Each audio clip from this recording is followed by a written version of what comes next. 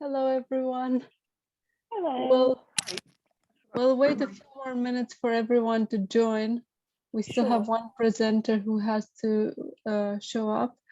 Yeah, it's a bit awkward that we're recording before officially starting, but I don't think it's such a big problem. No, it's fine.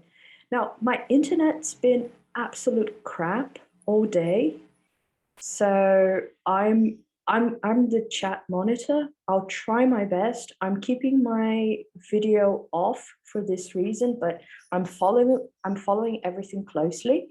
It's just that my internet's been really bad all day. For the plenary, I probably got cut out for twice or three times during the plenary.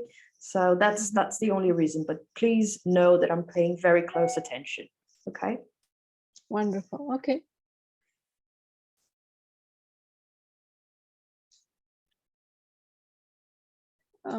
And will someone else also do the admitting while I start introducing I can do people? that.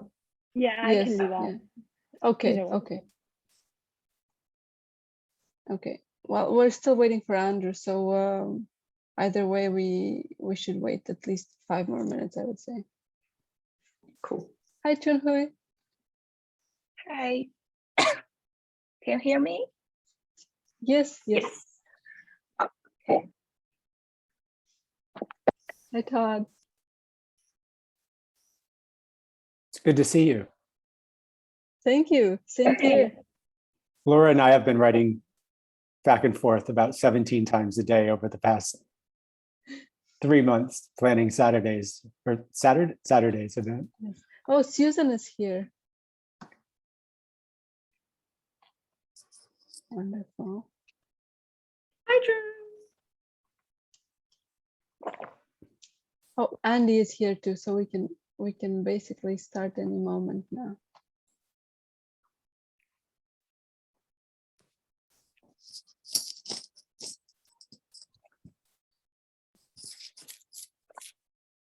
Hello.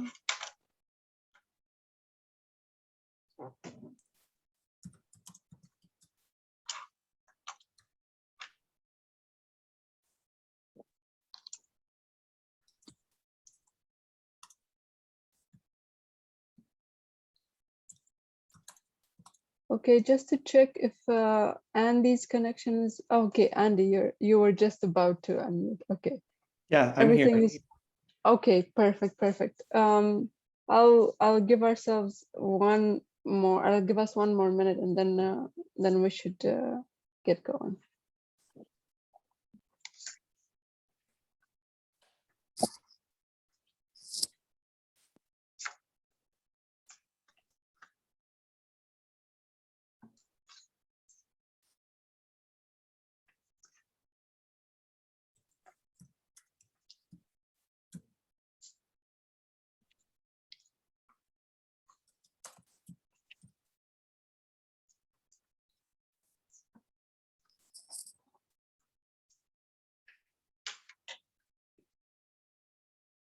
Okay, so hello everyone and welcome to the third session of the third stream of the first day of the 31st annual Virginia Woolf conference.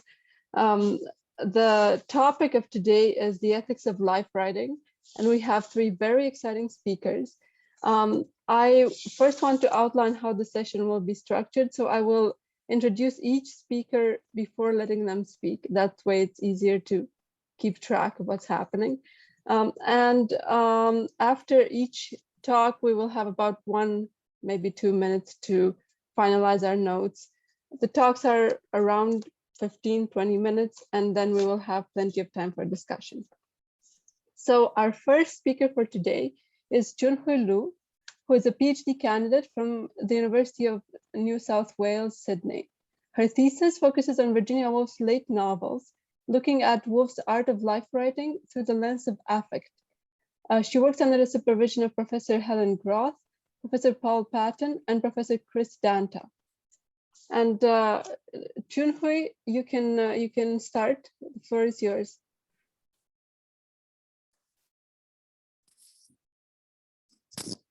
Okay, thank you, Laura. Yeah, and is a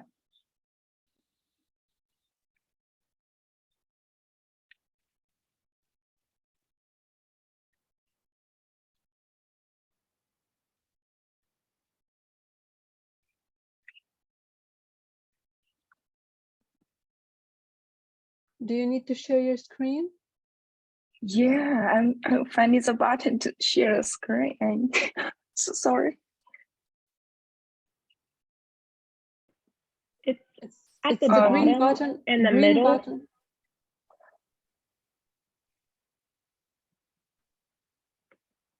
Bottom of your screen in the middle, Yeah, green button.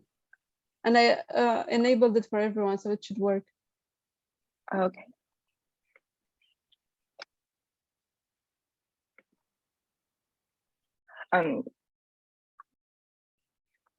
Sorry, it's a new device.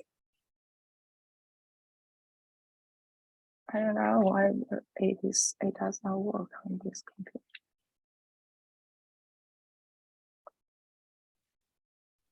If not, I can share the document you sent me.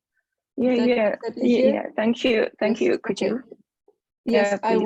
will, and I will also announce the title, which I should have done from the start. So today's title is Orlando and Intimacy and the Cruelty Optimism of Life Writing. And let me see. One moment. Okay, everyone should be seeing the paper now. From the beginning. Okay. Yeah, thank you, Laura. And I will start my speech with one question. So, what is Orlando? Is it a biography, or as the title indicates, or is it a novel? This question, I think, is worth investigating, as it is a key for understanding Woolf's ethics and politics of life writing.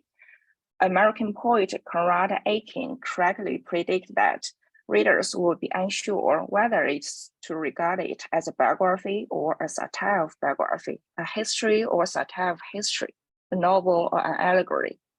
Indeed, Woolf Orlando has been classified into a variety of literary genres since its publication: a love letter, a novel, a fiction, autobiography, and more recently, a fan fiction.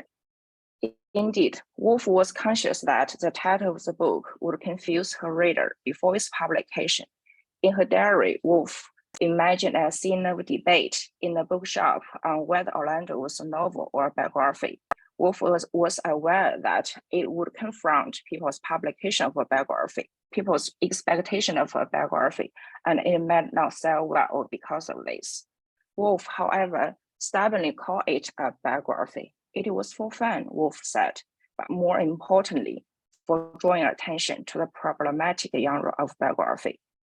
Woolf wrote to Rita, the dead her lover Rita, that what she wanted to do through biography was to revolutionize biography in a night. Then how? How does Orlando revolutionize biography? How should we think the ethical value of such a revolution? Lauren Ballon's notion of life writing as a space of intimate publics shed light on the questions. At an International Autobiography Association conference, Ballon invites biographers and biography critics to see the troubles that come with the use of focus on the individual life. The exemplification of some lives means the exclusion of other lives and attachments that won't fit the normative story.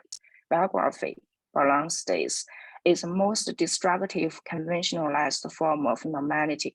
When forms feel like laws, they constitute a social pedagogy of rules for belonging and intelligibility, whose narrowness threatens people's capacity to invent ways to attach to the world. When only one story counts as life, those who don't or cannot find their way in that story can become so easily unrecognizable and unimaginable.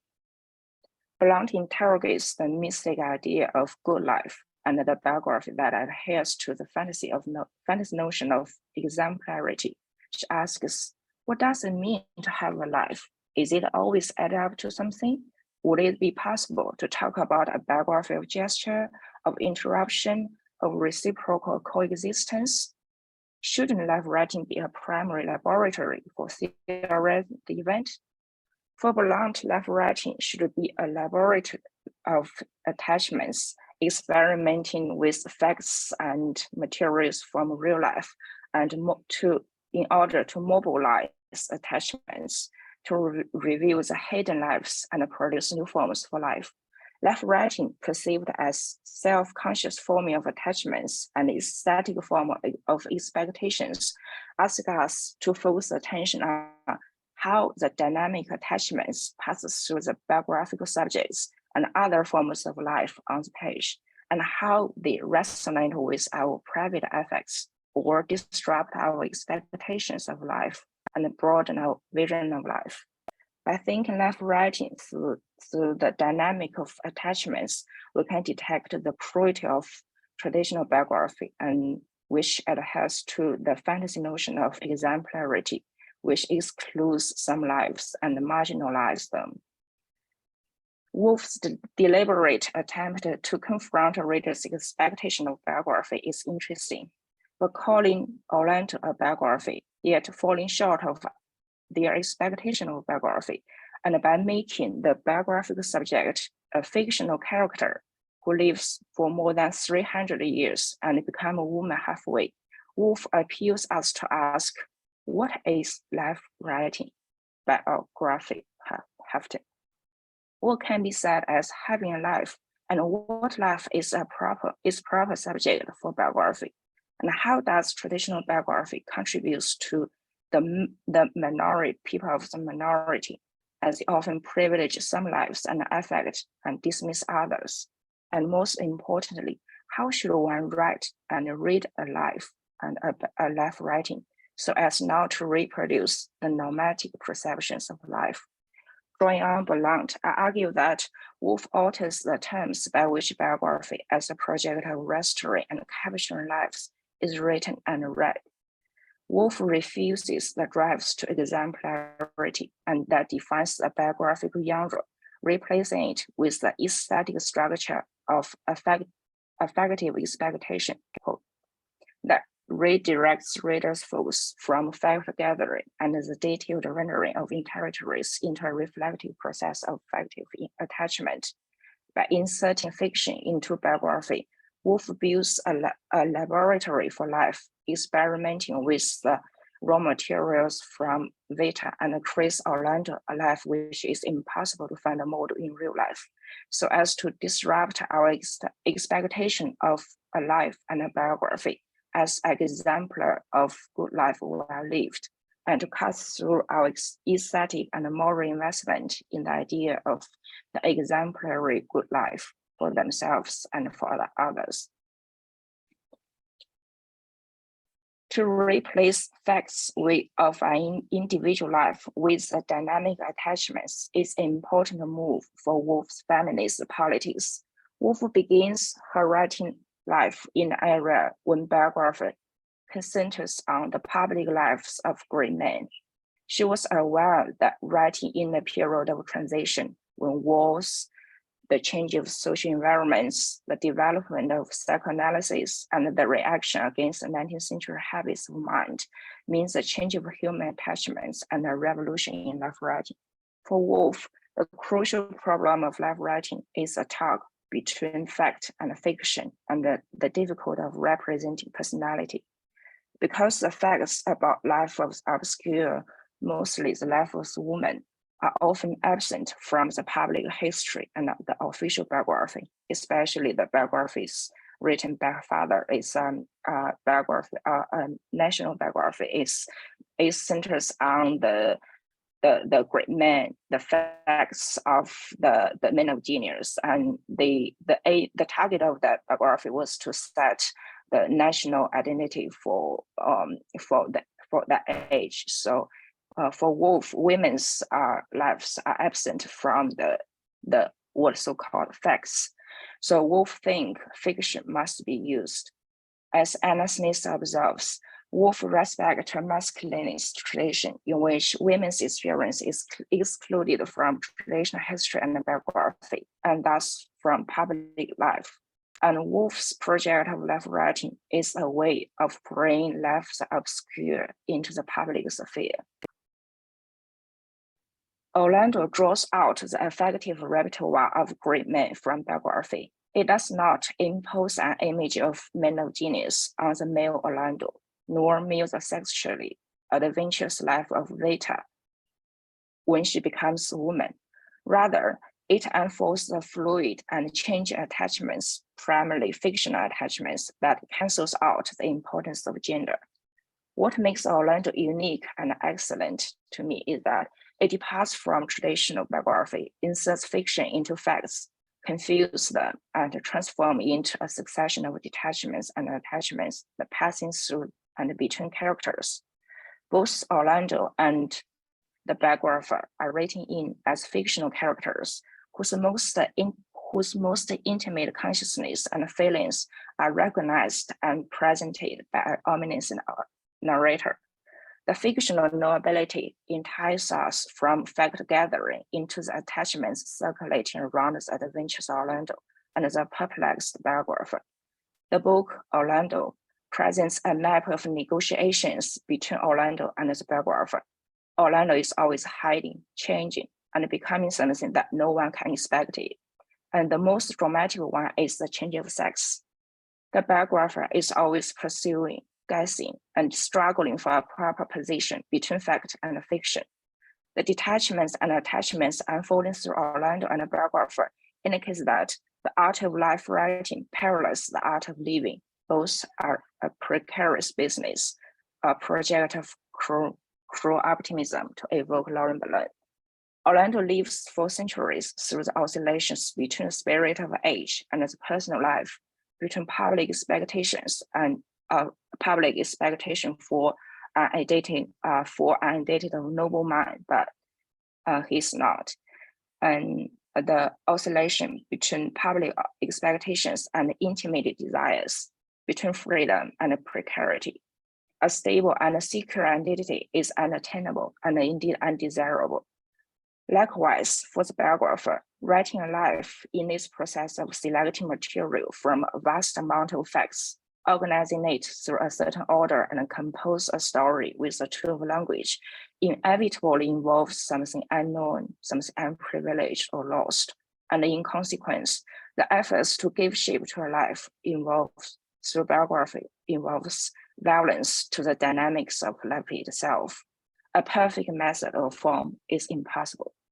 In effect, the book makes us aware that it is impossible to find a well-shaped life or an ideal life to model, and then draws our effective investment in good life fantasy and live with a more dynamic perceptions of life. Yeah, that's it. And this is quite a long article, and the rest of this article are focus on how the novel demonstrates a map of negotiation between Orlando and the pursuing biographer, and how the negotiations demonstrate that we should not believe there is some good life to model, and we should live through a sense of precarity. And thank you all. Thank you, Laura. Thank you so much, Chunhui. Thanks for sticking to the time and for a very inspiring paper. I think we should take about a minute to finalize our notes or questions. I don't know why my Zoom screen disappeared, but I think you can still see me, right? Okay, we can see you, okay. Okay, good. So 1 minute break and then I'll introduce the next speaker.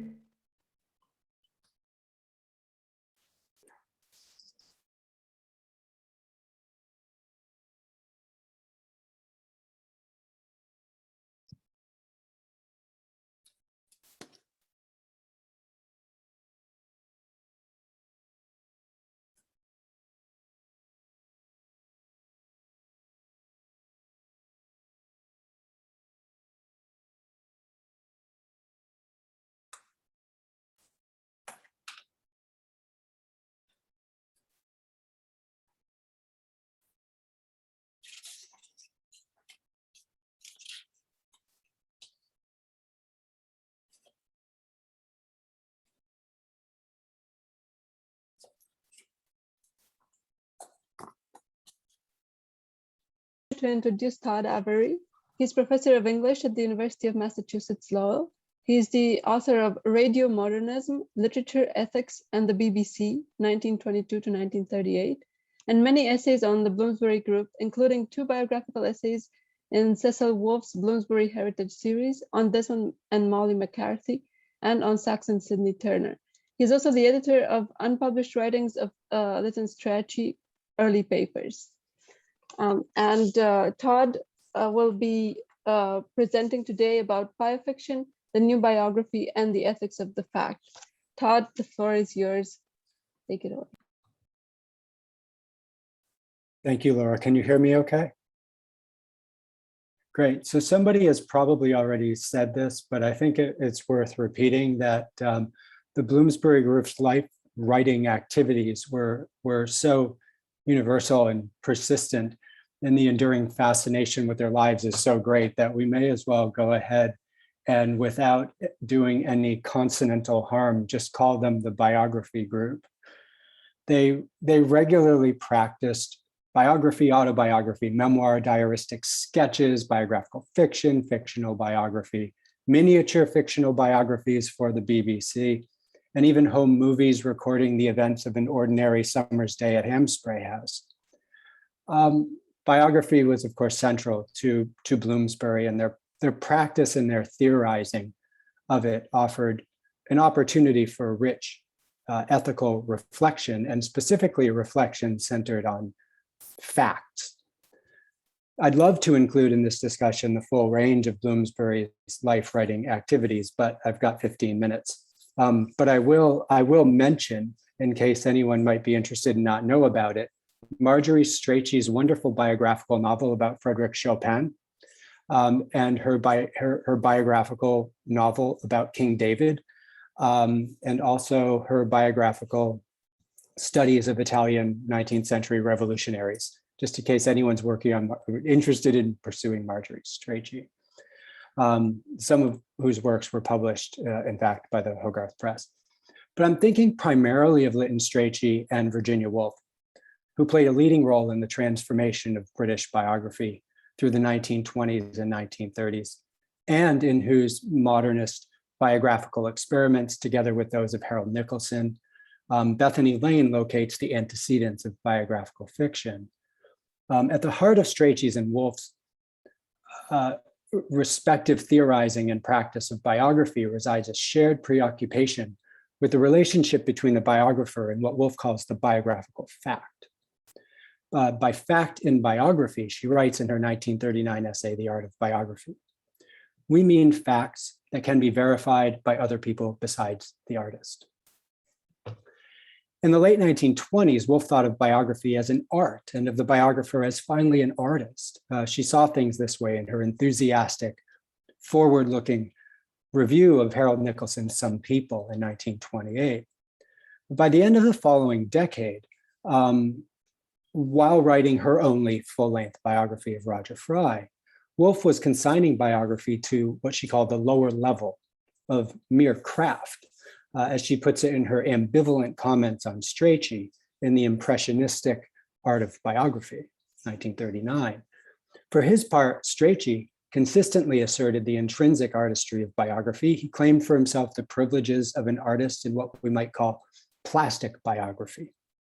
As he put it in a 1927 letter while he was engaged in his final major work, Elizabeth and Essex, I can only write nonsense today. I wish I could write Elizabeth as well. If only she could be reduced to nonsense, that would be perfect. The whole of art lies there, he says, to pulverize the material and remold it in the shape of one's own particular absurdity. The differences between Woolf and Strachey on the art or craft of biography are significant. But I mean, for both of them, the relationship between the biographer and the subject, the historical facts of the subject's life, is an ethical matter as much as an aesthetic one. Woolf's and Strachey's ethical convictions, I think, in the realm of biography can be seen in their differing attitudes toward fact. So from the outset of his career as a biographer, with preface to eminent Victorians, Strachey claimed the liberty of creation, inventing quotations and altering facts. In her new biographical novel, Firebird, Susan Sellers, I don't know if Susan's still here. Here she is. Perfect timing, Susan. In Firebird, her new biographical novel about Lydia Lapakova, Susan Sellers has Lapakova say to Strachey at one point, "Your book on Victorians is most exquisite elbow rub of research and invention I've read." The disingenuous concluding lines of the preface of Eminent Victorians list the duties, that is the ethical responsibilities of the biographer. Here's what Strachey says: to preserve a becoming brevity, a brevity which excludes everything that is redundant and nothing that is significant, that surely is the first duty of the biographer. The second, no less surely, is to maintain his own freedom of spirit. It is not his business to be complimentary. It is his business to lay bare the facts of the case as he understands them. That's what I have aimed at in this book, to lay bare the facts of some cases as I understand them, dispassionately, impartially, and without ulterior intentions. To quote the words of a master, je n'impose rien, je ne propose rien, j'expose. Well, Strachey immediately undercuts his stated intention of factual fidelity by inventing a quotation. The quotation in French is fabricated.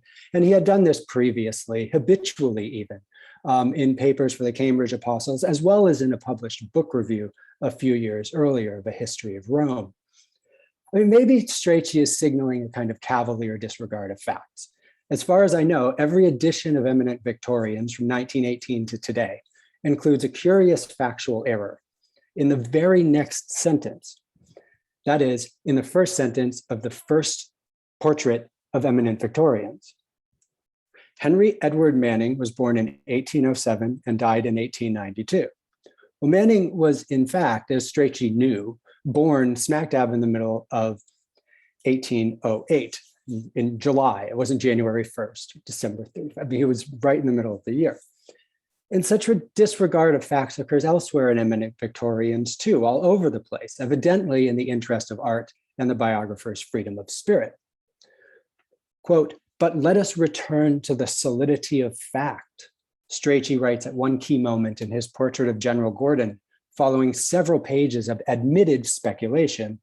And just about all of the information in the following factual paragraph is, as Strachey knew, a complete fabrication. So for Strachey, facts are facts, except when they're not. Now, it's not that Strachey didn't care about facts at all and thought that the world was simply a rhetorical tissue. He revered Voltaire. He celebrated the growth of science as a central fact of modern life, and he criticizes religiously motivated disregard of natural fact in all the portraits in Eminent Victorians, signaling a rational disregard of the supernatural. Regardless, his engagement with facts, whether he's fabricating them or criticizing religious zealots for ignoring them, carries an ethical impetus. When he makes up quotations or events in his subjects' lives, he does so to forward a specific political and moral critique, and in the interest of, I guess, aesthetic self-cultivation.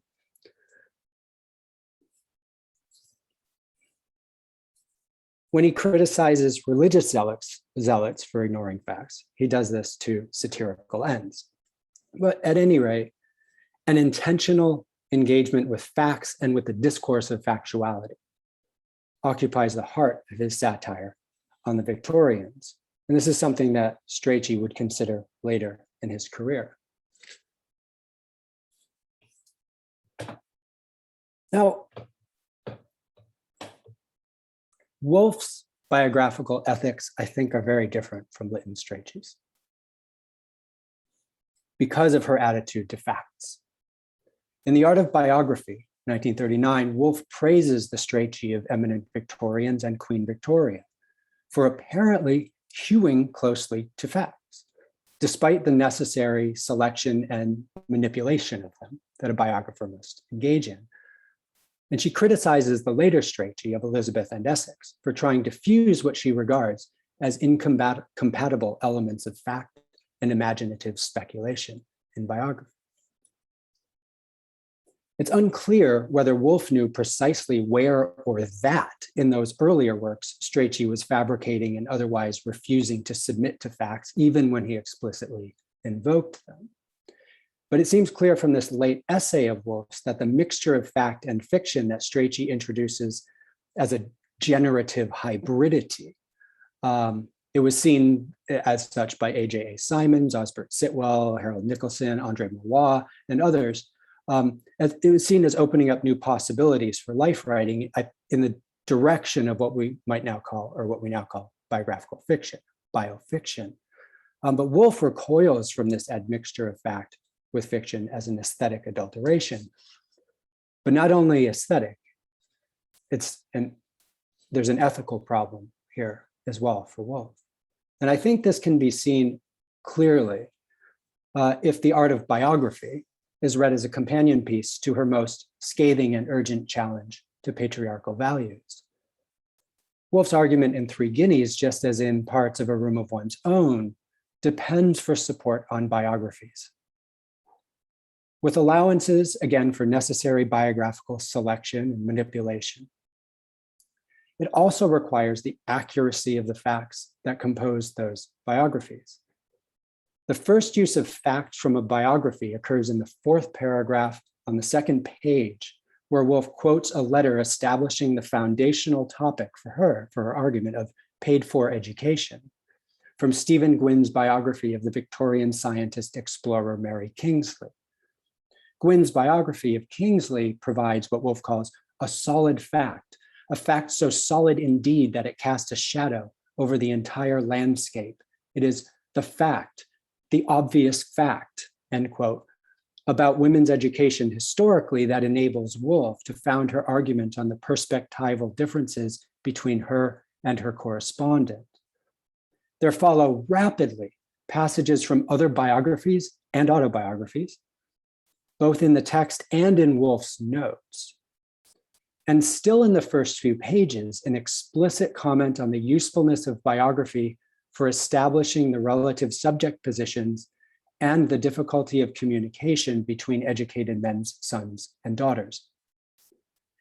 Complete understanding, she writes, could only be achieved by blood transfusion and memory transfusion, but we who live now have a substitute for blood transfusion and memory transfusion, which must serve at a pinch. There is that marvelous, perpetually renewed, as yet largely untapped aid to the understanding of human motives, which is provided in our age by biography and autobiography. End quote. Such works do not provide the actual fact, it's a wonderful phrase, and crude statements of fact that photographs of dead bodies do, and ruined houses. But they provide, and Woolf depends upon them to provide, objective facts, those facts that can be verified by other people than the biographer. In Biography, Woolf discovers another, from Three Guineas, the voice of fact. These are formal considerations, sure, but what drives them and gives them their human value is an ethical impetus. In their very factuality, they provide, Woolf's word, testimony, and testimony again. For Woolf, in Three Guineas, biography is nothing if not a type of witness. She writes, in fact, of the witness of biography, her phrase, demonstrated by the fact, and again, another 130 times, the fact. Facts reveal values, and so it's ethically incumbent on the biographer as witness to record them objectively and accurately. In light of Woolf's polemical dependence on biography as a mode of witness, in a moment of especially great political and moral urgency, it's hard to read Three Guineas in any other way. At least I'm having a hard time reading it in any other way these days. It's not surprising that she should have grown uneasy about the way Strachey had begun to shape biography, with his virtuosic flights of psychological speculation, his self-evident enjoyment of factual fabrication in the direction of the generic hybridity of biographical fiction. The source of this unease is not ultimately aesthetic, but ethical.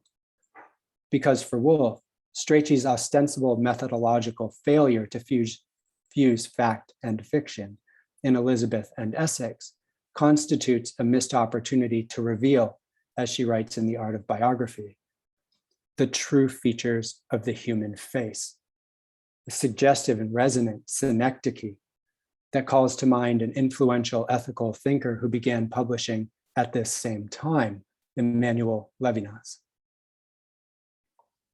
In the late 1920s, in the new biography, Woolf had imagined a future biographer possessing, quote, an art subtle and bold enough to marry dream and reality, granite and rainbow. Under the pressure of historical circumstances, her reflections on biography grow ethically more urgent a decade later, when in the final analysis, it is, quote, respect for true facts that gives biography its political usefulness. Would Strachey have agreed with Woolf's claim that he'd helped to, quote, destroy a great deal of dead matter still obscuring the true features of the human face? I suspect he would have agreed, as few people, I think, doubt that he did this very thing. How, on the other hand, might he have replied to Woolf's charge of his being a mere craftsman in a betwixt and between genre whose experiments were intrinsically doomed to artistic failure? Well, I mean, I suspect we're entering there the territory of biofictional speculation, and on that threshold, I should probably stop. Thank you.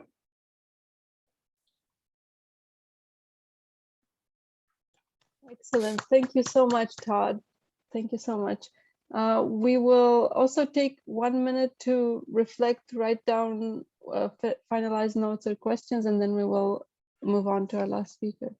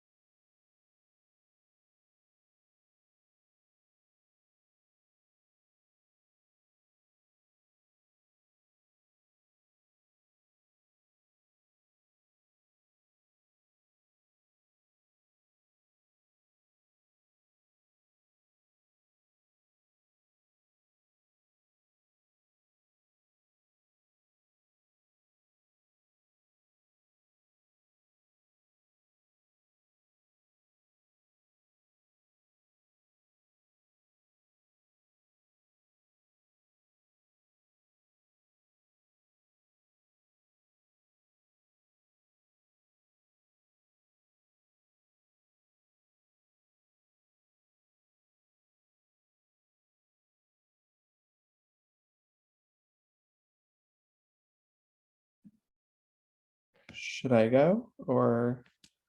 Yes, please. Sorry, I was distracted by the chat. I apologize, but we will get back to that.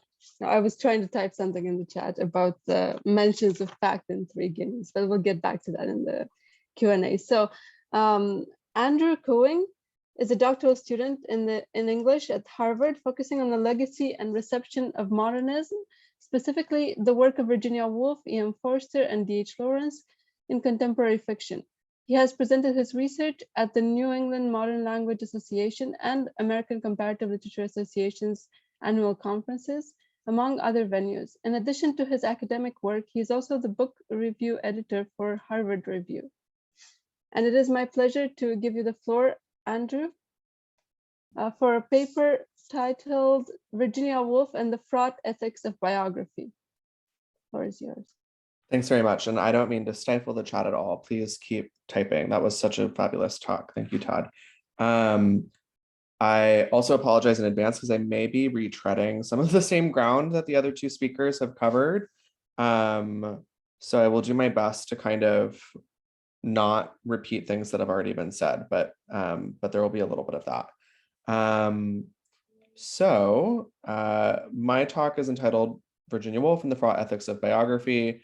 I also want to kind of insert another key term to tag this talk, which is rewriting history, a term that comes from A Room of One's Own. So here I go. Virginia Woolf, as Todd mentioned, made no secret of her qualms about biography. In the new biography, which is her review of Harold Nicholson's Some People, she maintains the essential difference between biography and fiction. There should be no mixing the truth of real life and the truth of fiction, she writes.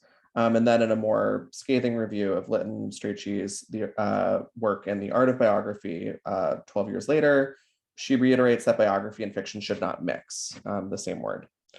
Although biographies tend on the whole to be better, according to her hierarchical comparison, a novelist ultimately has finer tools for the expression of character. The biographer is a craftsman, not an artist, Woolf concludes. His work is not a work of art, but something betwixt and between. So we've got that set up in her nonfiction. Yet Woolf, I argue in this conference paper, helps usher in this very mixing of genres. And I realize that I'm going to be sort of eliding the difference between her nonfiction and her fiction, but for the sake of argument, that's what I'll be doing in this paper. The same Woolf, who is concerned about keeping in check biography's darker potential, unleashes it in novels like Flush and Orlando. In A Room of One's Own, Woolf recommends the heretical act of rewriting history altogether. So this is a somewhat lengthy quote, but here it is. The life of the average Elizabethan woman, she writes, must be scattered about somewhere. Could one collect it and make a book of it? It would be ambitious beyond my daring to suggest to the students of those famous colleges, Cambridge, that they should rewrite history, though I own that it often seems a little queer as it is, unreal, lopsided. But why should they not add a supplement to history, calling it, of course, by some inconspicuous name, so that women might figure there without impropriety? In this paper, I argue that Woolf's slightly ventured suggestion that students should rewrite history wins out over her deference to genre distinctions. So I may be disagreeing a little bit with Todd here about her commitment to the facts. In the absence of records about the lives of women, a supplement to history must be made to right the balance. Woolf imagines a future where gaps in the record, instead of provoking despair and continuing silence, prompt contemporaries to fill them in. Instead of this fruitless quest for books that were not there, another quote of hers, contemporaries should write the non-existent lives of Elizabethan women for them. As other talks have shown, Woolf's theory and practice go hand in hand. So consider that kind of the framing of this paper, and the bulk of the talk I'm actually going to be talking about Jacob's Room and also Orlando. So there may be a little bit of material that's familiar from Chunhui's talk. In both of these works, I argue Woolf is crucially questioning the rules of biography and extolling the merits of rewriting and rewriting history. What begins as a vague unease about biography and what she calls character mongering in Jacob's Room develops into a full-blown defense of rewriting as a moral imperative and an avowedly political tool for restoring women to their rightful place in English literary history in A Room of One's Own. Rewriting history for Woolf has the power to restore, mend, and repair by giving voice to those left out of the canon, as even the lighthearted pseudo-biography Orlando will show. So, the problems motivating Woolf's suggestion that students rewrite history, I believe, are clearly laid out in Jacob's Room, which tends to get short shrift because it's pretty weird. No one really knows what to do with it. But in this book, one thing that's going on is this resistance to two sort of parallel traditions in English culture. One is Thomas Carlyle's great man version of history. The other is what she characterizes as a somewhat feminine art of character mongering. Does history consist of the biographies of great men? This is the title of Jacob Flanders's term paper at Cambridge, which is somewhat mockingly referred to. Woolf's answer to this question is a resounding no, but this raises another thornier question. If history does not consist of the biographies of great men, then how go about describing Jacob Flanders, who's not a great man? To complicate matters, Woolf dispenses not only with the tools of the historian's trade, but also with the novelists. In an aside, the narrator comments on this thing she calls character mongering. So I'm going to read a somewhat longer quote. There is also the highly respectable opinion that character mongering is much overdone nowadays. After all, What does it matter that Fanny Elmer was all sentiment and sensation, Mrs. Durrant hard as iron, that Clara, owing, so the character monger said, largely to her mother's influence, never yet had the chance to do anything off her own bat, and only to very observant eyes displayed deeps of feeling which were positively alarming, and would certainly throw herself away upon someone unworthy of her one of these days, unless, so the character monger said, she had a spark of her mother's spirit in her. This passage, with its constant references to character mongering, is in jest, but in it, Woolf is showing facility with modes of characterization that are very common in English literature and in sentimental literature, but obviously is also expressing her dissatisfaction with it, with all of these parentheticals. The narrator is frustrated by the narrative resources at her disposal, and later goes on to say that character drawing is a frivolous fireside art. So even though Woolf is rejecting the great man account of history, she doesn't really seem to be siding with a sort of lady novelist domestic version of craft as an alternative. She wants to be doing something different. Both of those options are dissatisfying to her.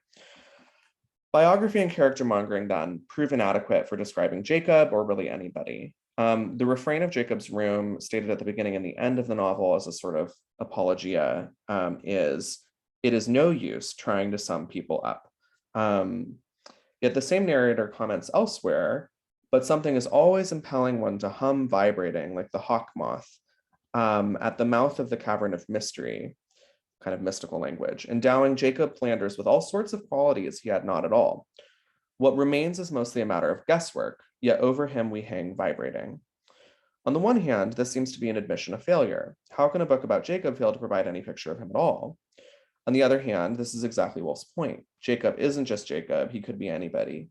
And through him, the reader is granted access to this wide variety of characters. If you read the book, there's many people who are mentioned in passing. The gain of this approach is a multiplicity of alternate lives that the titular character novel tends to overlook.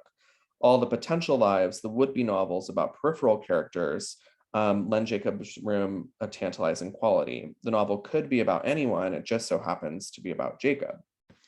The guesswork of Jacob's Room is the first indication, I believe, in Woolf's work that rewriting history may get fair play. And it anticipates the narrator's statement in Orlando that in the absence of facts, quote, "It has been necessary to speculate, to surmise, and even to use the imagination." Woolf proposes a more robust form of rewriting history in Orlando, which reaffirms and expands on tenets ventured in Jacob's Room. Firstly, that biography, as it is conventionally understood, fails to provide a compelling portrait of a human life. Secondly, that rewriting history is a creative imperative. Whether it's because people disagree, as in Jacob's Room, or because the historical record is spotty, as in Orlando, rewriting as an act of imaginative supplementation is not only unavoidable, but it's desirable. Orlando the novel, gives future writers permission to rewrite the past rather than remaining beholden to tradition and the facts, to indulge in the guesswork of Jacob's Room. So, if Jacob's Room rejects biography and character mongering as untenable, then Orlando, in my argument, posits rewriting and rewriting history as the logical solution. The pseudo-biographer makes sport of all of the lacunae in the archive, which kind of become jumping off points for all sorts of speculations about Orlando. The undocumented period in Orlando's life between chapters 1 and 2 baffles the biographer, challenging her to fill in the blanks with her own version of events. The biographer prefers this to simply glossing over the omission. In the face of the undocumented, it is necessary to confabulate. Because of the depredations of time and circumstance, Orlando's biographer, and by extension, the modern writer, must fill in the blank. And there's all kinds of humorous passages about and it just so happened when we thought to discover the solution to Orlando's life that there was a hole in the manuscript and we couldn't read it. So I'll spare you the full quotation, but that's sort of the idea. Weary of the proscriptions of biography, Woolf sees rewriting as a humorous yet legitimate approach to the archive, which rarely assigns women names and hardly accounts for the cross-dressing and lesbian relationships that characterize Orlando's life. But it's also clear from Woolf's difficulty writing the biography of Roger Fry later on in her life and her essays, which I quoted at the beginning of this talk, that she herself was of two minds on this subject. So I guess I would venture that the commitment to the facts was somewhat wavering and equivocal, especially when it came to the writing, when it comes to the fiction. So I'm going to give one more quote from the text of Orlando before kind of leading into the conclusion in consideration of time. The quote is this: "We leave a great blank here, which must be taken to indicate that the space is filled to repletion." This is said again in another instance of like some important fact is missing and the reader doesn't know it. What is generative is not the full stop of history, but this blank space, the lacuna, the pause. The archive is an incomplete human creation characterized by a glaring lack of documentation. We might be, I mean, probably this calls to mind for a lot of people, Saidiya Hartman's theory of critical fabulation, and the idea that you kind of have to diverge from the customary rules of biography in order to actually get at the truth. Woolf really is asking readers to consider what would Orlando be like now? What would Orlando be like 100 years later? A book replete with rewriting is one that solicits rewriting from its future audience. And at this point, I just want to propose like kind of venture one example of like a blank in Woolf's work that invites rewriting. And this would specifically be the blank of race and of blackness in these two novels, which both curiously begin with images of blackness that are often kind of overlooked in the, or that are kind of in passing and kind of odd.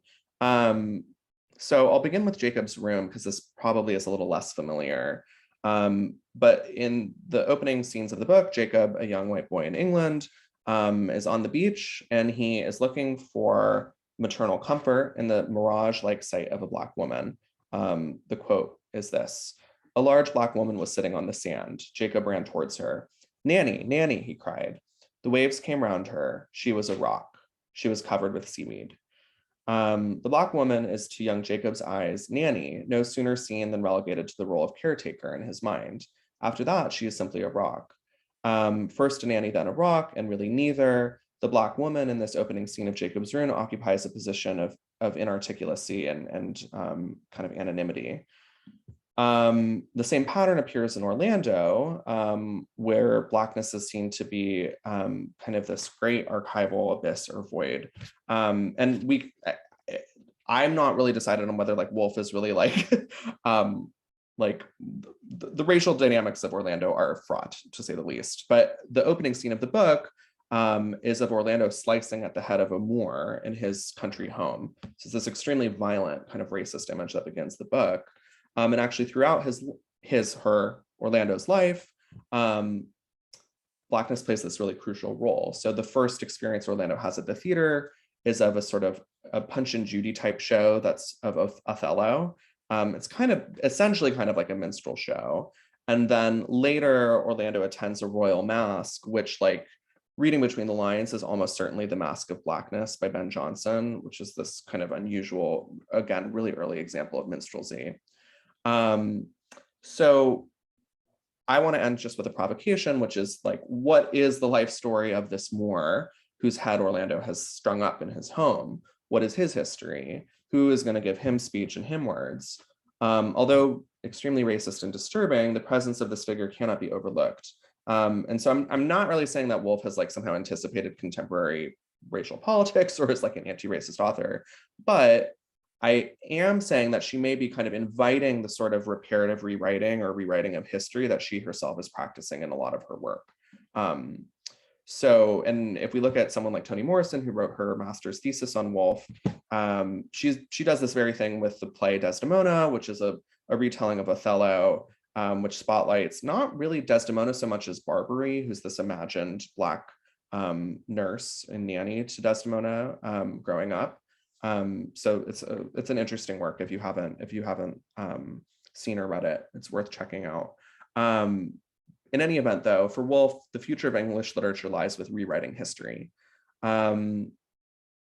So in conclusion, Woolf's solution to the lacunae in the archive, rewriting history, has come to dominate not only contemporary scholarship, but also contemporary fiction, which is really preoccupied with counterfactuals and alternate histories. What is now taken for granted that the canon should be rewritten, the novel should be reimagined from the perspective of minor characters, are things that Woolf first practices in her own work. So sorry if I went a little bit over on time, but thank you for your attention. Thank you so much, Andy. Wonderful presentation, and no worries about the time. I think we have plenty of time for discussion. Already a lot of threads emerging, connecting the three papers I see. And I would start with the people who already posted questions in the chat, if that's okay with everyone. I have a few questions and suggestions myself, but I think we can start with the questions by Vagsha and then by Susan.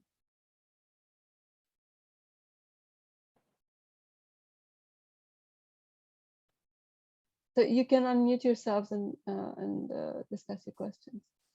Right. I think I'm just going to read this out. I was so fascinated by the papers, all three of them. Wonderful, wonderful papers. Thank you so much.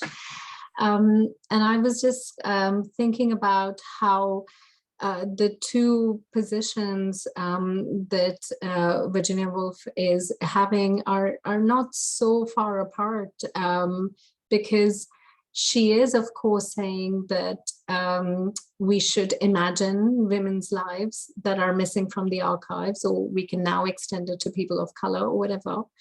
But she is also saying that we base those on facts of women's lives, right? So we don't fabricate the facts. So, for example, the fact that women are sort of hiding their papers while writing in a room of one's own, or the fact that they didn't have access to education. So those are the facts that we keep as we imagine the missing sort of lives, right? So I was just wondering what your thoughts were about those two positions, sort of actually going hand in hand rather than being that far apart. I have is this working? I have just a very quick comment on that. I think that's a fantastic question, and I think Andy and Chunhui will have more to say about it. But I think it's an important distinction. Imagining, when Woolf calls, sort of hails people, asks people to her readers or listeners to imagine the facts of women's lives, it's very different from asking them to invent the facts of women's lives. And I think, at least in the context of biography specifically, for her, it's imperative and always imperative to ground that imagining on facts. And I think that I might be speaking about I wanted to be brief because I think I'm speaking about something very different from what Chunhui and Andy are talking about, because I think they're talking more about Woolf's comments on biography in works of fiction. So I'll let them maybe, I'll just shut up, let them talk about that. No, I think I agree. And I like the idea that the facts kind of provide a scaffolding for this like active kind of creative imagining and empathizing with people whose lives really weren't written or recorded. I mean, thinking of a room of one's own, she does kind of occasionally dole out these really brutal facts about women, like that wife beating was legal at a certain point in English history, or that so-and-so was thrown across the, like sort of scenes of abuse often are kind of like almost like tent pegs in that book to be like, despite all of the kind of verbal pyrotechnics of this book, here are these brutal facts about women's lives, right? And there's not really anything we can do about that. And it would be wrong of us. I mean, it would be unethical to overlook them. So I like the idea that there's sort of, this scaffolding of factuality that can't really be avoided. Chunhui, that's all I've got to say. Todd and Andy, and I like your views on the Woolf's idea of facts. I think we can think about Woolf's idea, Woolf's, how to say it, the tension between fact and fiction through her essay in A Room of One's Own and 3 Guineas. And she thinks that the facts, the problem is not the facts, I mean, the real material from the reality. And I don't think for Woolf is the authenticity of biography or the fidelity to facts. I think her concern is that the facts is something that she has to deal with in biography. But the problem is that the available facts are about men's view. There is no innocent facts. All facts are based on points of view, and the facts that she can get access to are facts about men. But it's like Woolf's ambiguous attitude towards the material foundation for intellectual freedom. And in A Room of One's Own, Woolf persuade her women audience to write whatever subject it is, and just write and publish, and to win financial dependence so that they can have intellectual independence. And the attitude to facts can think in that way. Facts, imagination and fiction is not about the authenticity or fidelity. It's about a kind of competition of the space in public area, in public sphere, and women's voice is a competition between women's voice and men's voice, and in the public sphere. And for Woolf, is whatever you see is imagination or fiction. It is not about the truth. It's about that women's existence, women's imagination, women's feeling and the thoughts can be visible in the public sphere. And that's what I think what matters. Thank you. And yeah, right. Thanks so much to all three, and thanks Chunhui. I think you got to something very important when you mentioned this this idea that facts are associated with masculinity. And I think you can see that in 3 Guineas, and you can see Woolf kind of trying to spin this around. Like at some point she says, if anyone is in the position to know the facts, it is the prime minister. There are several such moments where it's clear that she is using the word fact tongue-in-cheek. And as Todd mentioned, she uses it over, I think in total over 150 times, including the notes. So she's really hammering it in.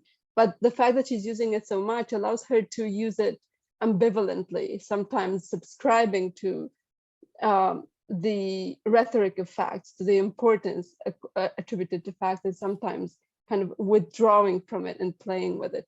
But the chat is buzzing with questions, and we also have Derek with his hand up. So I think I'll let Derek ask his question, and then we'll turn to the questions in the chat if everyone agrees. Thank you very much. Thank you for a fabulous panel. Well worth staying up until, well, I think it's just gone 11 o'clock here, and I'm still going. So thank you. You've energized me with that panel.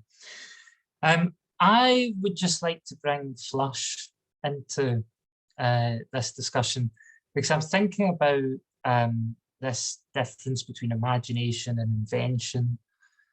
Think about differences between fiction and biography, and Flush is quite a tricky case, I think, for this discussion, because in many ways it's a book that was much more heavily researched than people often realize. It's a book that in many ways is quite straightforwardly biography. If you actually think about its structure and think about how it was researched and think about the fact that Woolf herself thought about it as a contribution to biography. If we think about the authorities note, which many of you will have seen that she cut from an early draft of Flush, and I think it was the 1999, maybe the Shakespeare Head edition that first published that authorities note.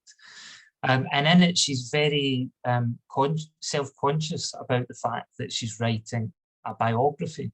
At the same time, she's very aware that she's writing a biography of a dog. And in fact, I've pulled up one of the lines here. If Flush could speak, let alone write, it may be said he would contradict, indeed repudiate, many of the opinions attributed to him in this text. So it seems to me that this perhaps complicates further some of the things that you were saying, and I would just love to hear your thoughts on that.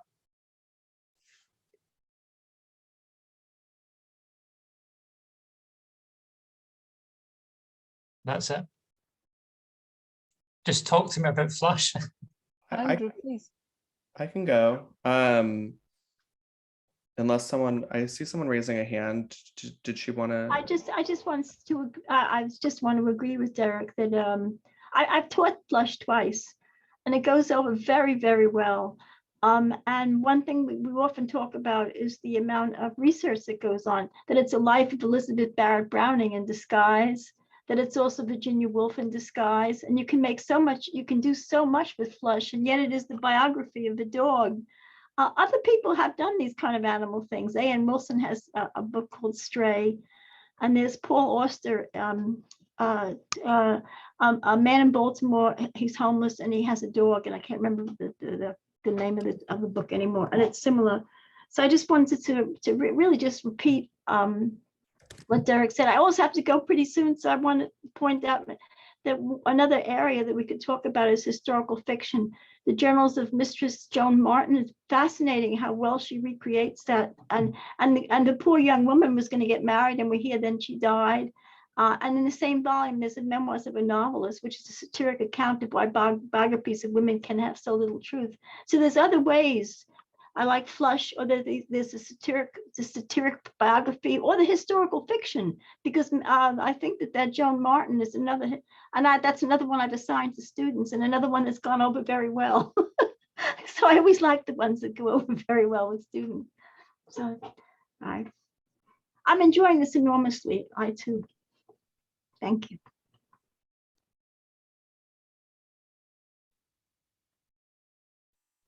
Could I just very quickly plug the round table that will be happening on Saturday? Yes, I was just going to say that. Yeah, please do.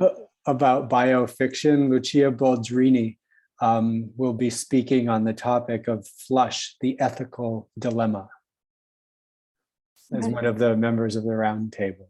Yes, so it's on Saturday at 1:30 Eastern time. So each calculate, but it's in the round table slot, and we're going to have an excellent time. So please tune in, and Flush indeed will be discussed. And I see Nicola has their hand up, and I also wanted, Nicola has her hand up, and I also wanted to draw attention to Susan's mention of Mrs. Ormerod, and also a lot of other things happening in the chat. I don't know if we'll have time to get to each of them, but I encourage everyone who wants to bring up something from the chat into the conversation to just jump in.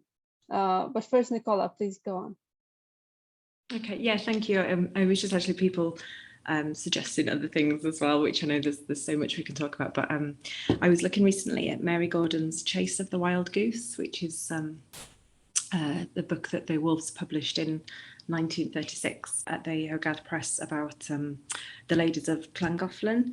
And that's also just, I was looking a little bit at the production stuff around that, and that's quite interesting. So Woolf really enjoyed reading it and assessing it. And there's a bit where Leonard writes back to Mary Gordon asking her to be clearer about kind of what facts she's used and what's unpublished, because that's very much a kind of historicised kind of fiction. She's imagining the kind of things that we don't know from the evidence in the diaries, and Leonard encourages Mary Gordon to include that in the introduction to the volume that the Woolfs are then publishing. So that's just another, I mean, they publish lots of, I guess, things like that, but it's just another kind of those wider contexts that might be interesting to people.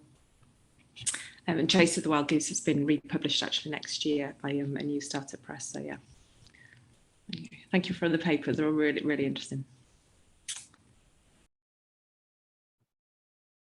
Thank you, Nicola. Anyone else wants to bring questions from the chat into the conversation?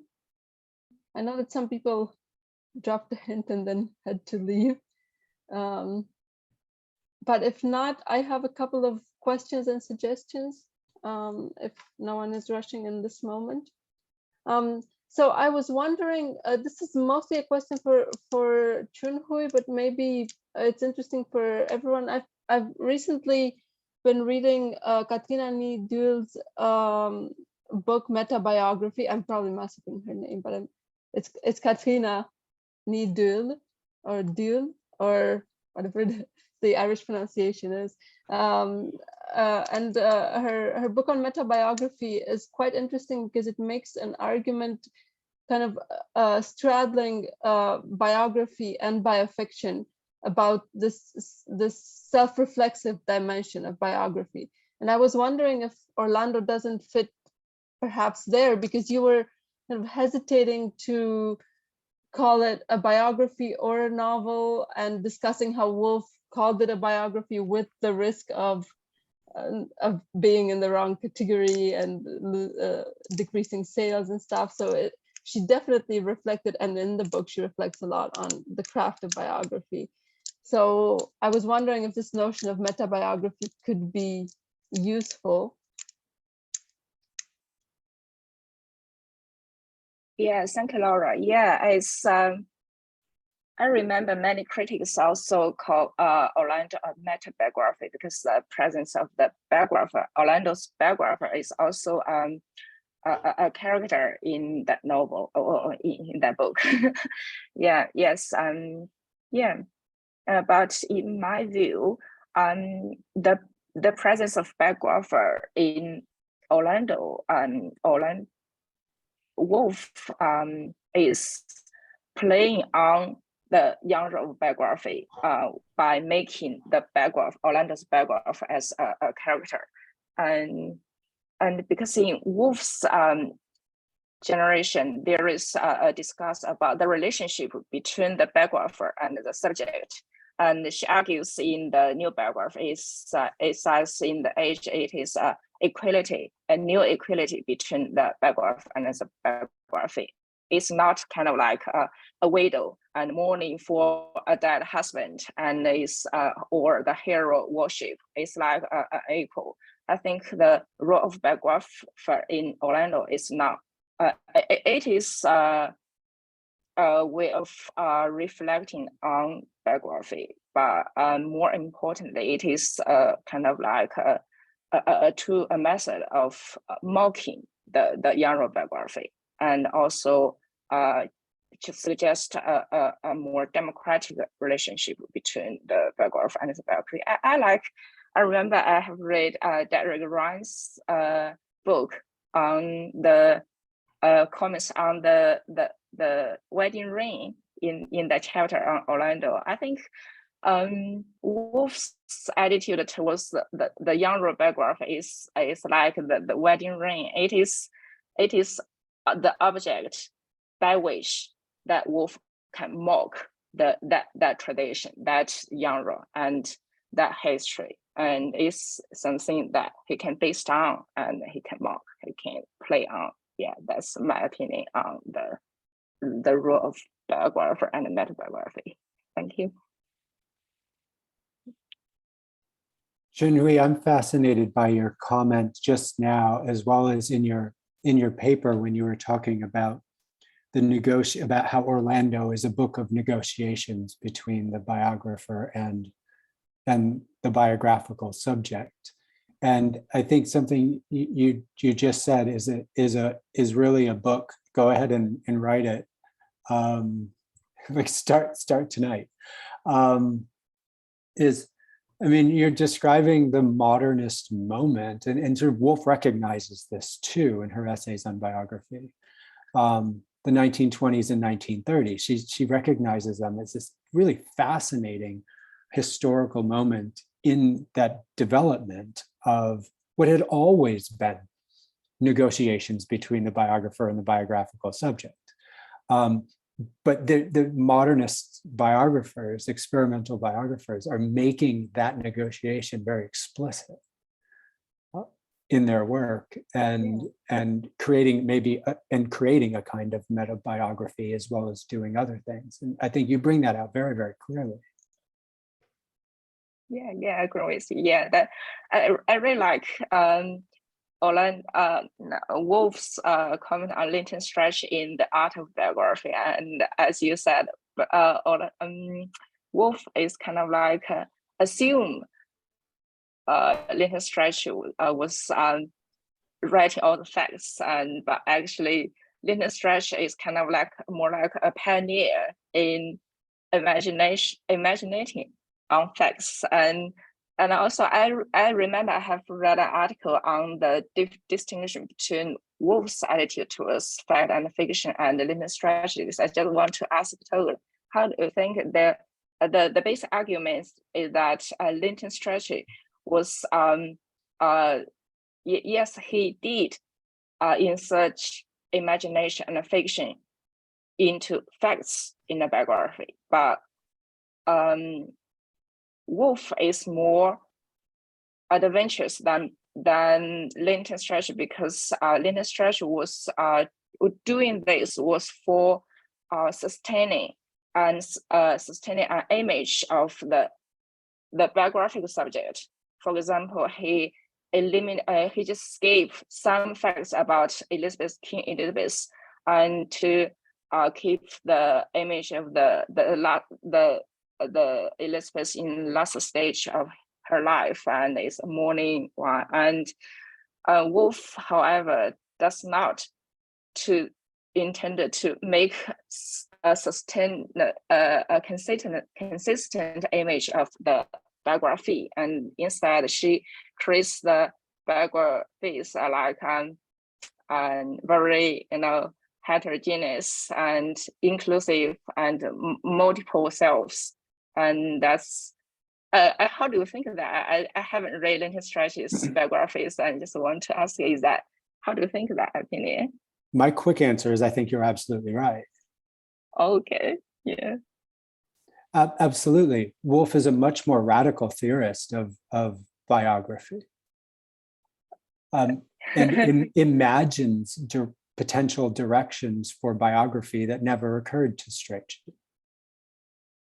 Oh, I think that's absolutely. I think it's unquestionable. Yeah. In fact, he writes very little about biography, really.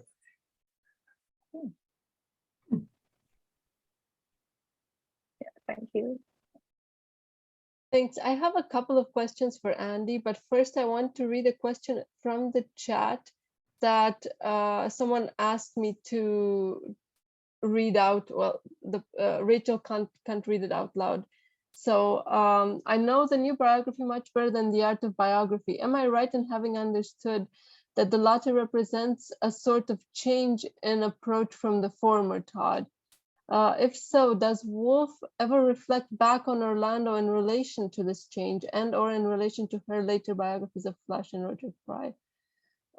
So Todd, maybe you can. Okay, a quick answer. I think that it definitely represents a change in her approach. I mean, partly the new biography is a book review written more quickly, I believe, than the art of biography, but it celebrates the developments in biography, sort of in the direction, I guess, of of biographical fiction, or the blending of fiction and fact. This celebrates the artistry of Lytton Strachey and Harold Nicolson. And it's a review of Harold Nicolson's collection, Some People. The art of biography, in the art of biography, Woolf is more dubious that biography as such could fuse fact and fiction. I unfortunately don't have any of my books right now, and I can't look quickly, but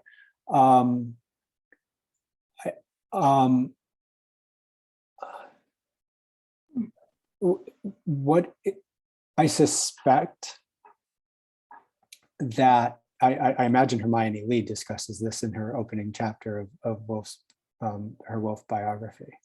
I suspect that Woolf's attitude towards the facts and towards the possibility of marrying Granite and Rainbow was being conditioned by her struggles with the writing of Roger Fry, and may well help to explain why she credits Strachey primarily in the later essay for sort of expanding what are the acceptable facts.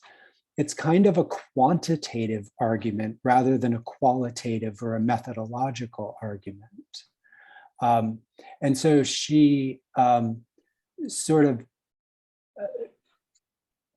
by then denying that biography is really an art, is able to diminish Strachey's contribution to biography and reduce him to the level of a kind of a mere craftsman. I mean, to my mind, I guess maybe I'm reading sort of through Strachey colored glasses, reading that later essay through Strachey colored glasses.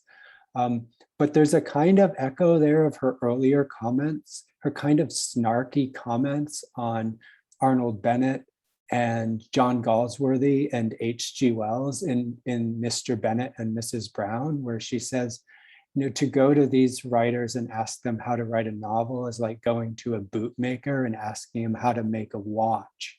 I mean, it's just the most snobbish comment, right? And I will say this, I think that biography may not be the best place to go to try to understand this sort of endlessly competitive, even after 7 years after Strachey's death, I get the sense that Woolf is still being kind of competitive with him. But I think one of the best comments I've seen, or explorations of this relationship that I've seen vis-a-vis biography itself, is actually in Nora Vincent's novel, Adeline, where she has Strachey and Woolf sitting together and exploring various aspects of the new biography, and why, of course, Lytton Strachey's work is a relative failure compared to Woolf's. But again, I'm on the precipice of biographical fiction, which I'm not sure I understand terrifically well, but yes, there's definitely a shift. This is just brilliant, Todd. Thank you so much for bringing in Adeline, which I also found amazing, especially the part about Lytton Strachey and Woolf and their kind of after long years having it out discussion, kind of confrontation slash makeup talk after their books. So that's really brilliant, and I wish we could just listen to Todd for the rest of the speech of the session, because this is just fascinating, and what you and Chunhui were discussing was really, really very interesting. And I also see Eleanor's comment that Leslie Stephen was a great influence on Woolf's conception of biography, and of course that's also something to be taken into account. And we could go a lot in that direction as well. But the thing I was thinking of asking, and kind of trying to bring Andy back into the conversation, is I found your idea of Jacob's Room as adopting the biographical form very compelling, and it made me think of a book from 1999, so not so recent. Dorrit Kahn's The Distinction of Fiction, where she engages with this trope of the novel as a pretended biography, the novel presenting itself as a biography or as an autobiography. And she's trying to pin down the things that make the novel distinct from a biography. But in the process, she engages with this notion that the novel sometimes presents itself as a biography. So I was wondering if you have any thoughts on that. And I was also wondering, playing a bit the devil's advocate, you talked about this moment in Orlando when the manuscript breaks and we don't know what's happening and stuff. But isn't this as old as time? Like, doesn't that happen in Don Quixote as well? And I think Woolf did read Cervantes sometime later in life, but I don't know if that coincides with her writing of Orlando or not. But it strikes me as a timeless trope. The manuscript broke. We don't know what happened in the middle of a battle. All of a sudden, there's this pause. There's this gap. So I don't know. I just wanted to pick your brain on those two notions. No, I'll respond to the second one first and just say I agree that it does feel like something out of Don Quixote, and I mean, I think Cervantes in many ways anticipates a lot of like modernist and postmodernist play around biography and what's true and what's not. So I guess, yeah, I mean, I guess I agree with you, and maybe it's not as original a move, or it's just kind of it's just sort of a common topos that's in a lot of novels. It's like, oops, sorry, there's a hole in the manuscript, so you're gonna have to just leave it to your imagination. And I guess all that I was arguing is that like it's a really lighthearted and fun book, but I do think that it is pretty strongly pressing the merits of like rewriting and filling in the blanks, and that just being so important to sort of incorporating this vast swath of humanity into history, i.e. like women, gender nonconforming people, all these people that just are just kind of unaccounted for or left out. So I guess what I'm arguing is that like beneath the kind of like humor and fun of that book, there is sort of this like I don't know if I would call it advocacy, but there's this promulgation of a certain strategy of like how can we access these lives that are normally made inaccessible. And then to your first question about Dorrit Cohn, right? Yeah, I'm still kind of puzzling. I mean, there's all these minute distinctions to be drawn between fiction, historical fiction, biofiction, biography, literary biography, which is its own weird beast that's just not really fully theorized. It just kind of makes do it as you go. So I feel like part of the difficulty of like writing about a book like Orlando is that it's at the nexus of all these different, like it can be classified, I guess, as a biography or as a novel. And Woolf herself can, like, I don't know, it's sometimes hard to establish really clear boundaries between all these genres for this particular author, which is partly why it's fun to write about these texts and why it's interesting. But yeah, it makes it hard to say like if there's a hard and fast like set of beliefs that she adheres to, and also because it changes over time between 1920 and like 1930, whatever, right? There's a lot goes on. So yeah, the distinctions amongst genres is like a piece of this that I didn't really do in my talk, and I'm hoping to kind of do a little bit more of as I think through these texts.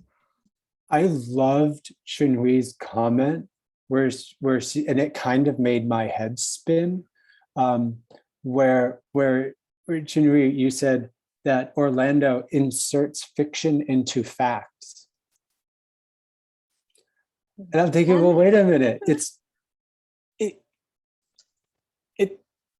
it's fiction, right? But then I think, well, Woolf is creating a kind of biographical factuality in that book that doesn't correspond to or it doesn't play well with biography or fiction, or it plays well with both of them in the kind of generic sandbox. And so from one perspective, it sounds completely absurd to say that she's inserting fiction into facts. And from another perspective, it makes complete sense. That's exactly it. And she starts from the portraits. We should not forget the importance of the portraits in Orlando, which are kind of, how should I put it? It's like deep fakes, right? The portraits in Orlando are like deep fakes. You have the ancestors posing as Orlando, etc., etc. And I also like what I think Andy said, that there's a scaffolding of factuality. But I don't know if you were talking about Orlando or something else, but I wrote this down because I thought it was very insightful and very connected to what Chunhui said about inserting fiction into fact. And I guess it's exactly that. It's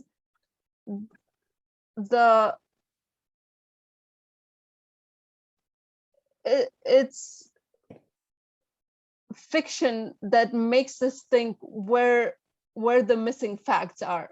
Fiction that explores or creates a thirst for the missing facts, which she then starts recovering, as Todd said, in 3 Guineas and In a Room of One's Own, starts going to some of these facts. And I also love this thing, and I don't know if you mentioned it, Todd, In a Room of One's Own, there's, no, not In a Room, in 3 Guineas, there's a comparison between the white light of facts and the colored light of biography.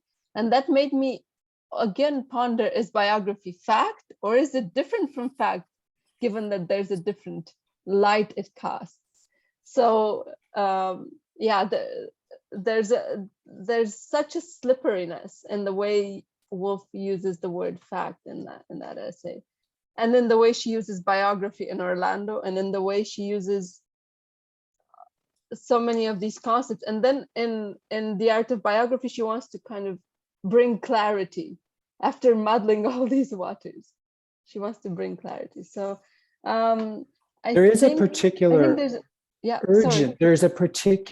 urgency about fact, to come back to the ethical question, in 3 Guineas. And I find it really fascinating that Woolf feels the need, I assume she feels the need, since she used this phrase, to qualify facts with true, that Woolf should actually write true facts, that she would modify facts in that way, right? Suggests a cultural, political, historical, economic moment. Her clear awareness that she's writing in a moment when, well, of disbelief, in fact, of a triumph of propaganda that made her very anxious. Well, I'm not sure exactly where to go with that, but there's an urgency of fact. While at the same time, as you point out, Laura, she's still playing with distinctions between fact and fiction in interesting ways. That kind of would seem to reverse that sometimes. Yeah, Laura and Todd, it's interesting to bring this expression out. Yeah, and also Laura is excellent point on the portrait of Orlando, and we can also see in Orlando, Woolf brings facts into fiction, because the portrait of Orlando is, some of them are pictures of Rita, and some of the portrait, and some of them are picture. And Ryan's next point that yes, and the in the flash and the Woolf found is unavailable facts. Facts are entirely unavailable. That's when fiction is necessary, and fiction is a primary source of a biography, and that's interesting. Yeah.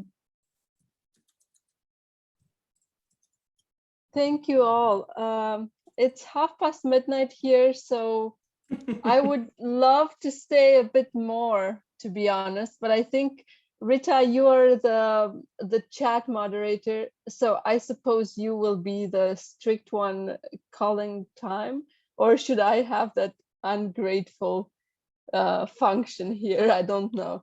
If there's No, you go ahead. okay, yeah, no, I see that there's a lot going on in the chat, so I think we should give everyone a moment to save the chat. I think there's been a lot going on that we didn't have a chance to weave into the conversation, but this has been so interesting and so fascinating, and it has made me really rethink some of my premises about biofiction and Woolf's own pioneering quasi biofictional endeavors, and of course the whole Bloomsbury Circle as a boiling pot for biography, and for as Todd, how did you call them, Todd? Not the memoir club, that was Rita. You said the biography circle, or the biography group. Yeah, Biography group. Yes. So that on that note, I hope there will be new biography and biofiction groups amongst us, and that we can meet on Saturday at the roundtable about biography and biofiction and ethics, and perhaps we should hop on to the call, to the social call, and continue the conversation there. But thank you everyone so much for being here, and for the wonderful questions, for the excellent presentations, and the great dialogue. So thank you so much. Thank you, everybody. Thank you, Laura. Thank Thank you, you. everybody.